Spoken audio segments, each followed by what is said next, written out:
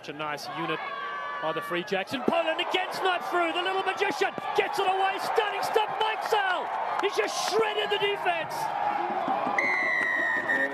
Right up the gut for New England. Fantastic off the lineup.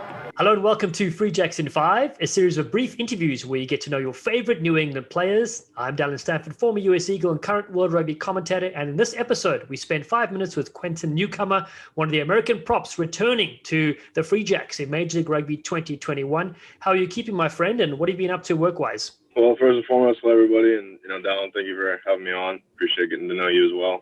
Obviously just been staying busy, trying to keep in shape and get ready for the season coming up. For work, I've been lucky to join on with a contractor for the federal government under the DoD, so been able to also exercise life after rugby. Yes, let's talk about life after rugby, because I know that your degree you studied for at university was pretty fascinating when I read about it. Tell us a bit more about that and what it was called. At school, I studied Homeland Security and Emergency Preparedness. It's all about, how do you build a more resilient and robust nation, countering threats from adversary actions. How do we build, a resilient nation when it comes to natural disasters as well? Evan Geist has been on the podcast, and he's kind of a jack of all trades. He's good with his hands. He's a fisherman. He does a lot of stuff. But now that I know a bit more about your background, I think you've ranked up into the top spot there as a teammate you want to have on your side when something goes wrong, Hopefully nothing happens where I need to be on your side. So yes, that's true. That's true. We hope it doesn't. As your name suggests, you're quite fresh to rugby. What other sports did you enjoy playing growing up, and how did you find the sport of rugby? Yeah, so it's interesting. I didn't start playing rugby until, 3 or 4 years ago now. My mother was a really good lacrosse player growing up. She actually holds a couple of records over at George Mason University for the women's team. And my dad, he was a heavyweight wrestler at George Mason as well. So when I grew up, those two sports were non-negotiables. I was doing those no matter what. Wrestling I got pretty good at as time came on. And I think that's a sport that transfers over very well to rugby, especially for propping, understanding pressure, how to manipulate somebody's body. So, I'm very grateful that my dad made me do that one. And I love lacrosse. I had a little bit of a stint with college lacrosse. Fell out of love with the sport one way or another. But it wasn't until I was doing an accounting internship over the summer, Steamboat, Colorado, where, I was looking for something to do on the weekends. And I ran into a group of guys that said, hey, we have a social league. And you look pretty athletic. Why don't you come out and have some fun? And ever since then, the rest is history. You took to the sport so much, you even went to New Zealand, land of the famed All Blacks, and you spent time there. Tell us a bit about, where you went, who you played with, and what was that experience like? Really grateful for that opportunity. It was basically me, the Eagle. We went over to a place called Sumner, and it's a little city right outside of Christchurch. We played for the local club there, Sumner Rugby Football Club.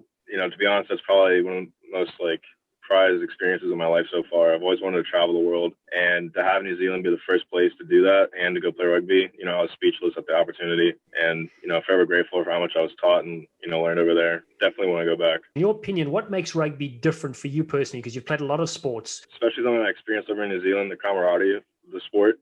When you play for a club, there's actually this higher sense of loyalty and, family that I didn't really experience with any other sports. And I think that's something that's actually gravitated towards when I first started playing rugby. I loved the friendships I was making and how, surreal everybody was on the team. I think that's something that really separates it from any other sport that you'll find in America. Is there a fact you could tell us that most people don't know about you? I come from a pretty large family. I've got 8 siblings. Are any of your siblings quite talented in the sports arena as well? Yeah, so my little brother, he's actually pretty good at wrestling. And then my youngest sister, she is a phenomenal athlete. She's only 12 years old. And honestly, if I was on the lacrosse field with her, she'd run circles around me. And then last question for you. Did you get selected for the Free Jacks based on your hair color?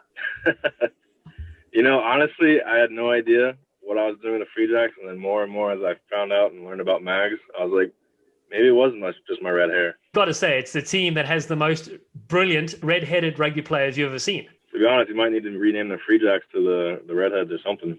Exactly. Well, listen, Pa, I want to thank you so much for your time. Thank you for joining us on Free Jacks in 5. And I know people can watch you monster, folks, in the Major League Rugby 2021 season. They need to keep updated with the New England team at freejacks.com. And as they say at the Kentucky Derby, let's ride. Let's get you to say, let's ride. All right, sorry. Go. Do your let's ride. Oh, me. All right. Let's ride.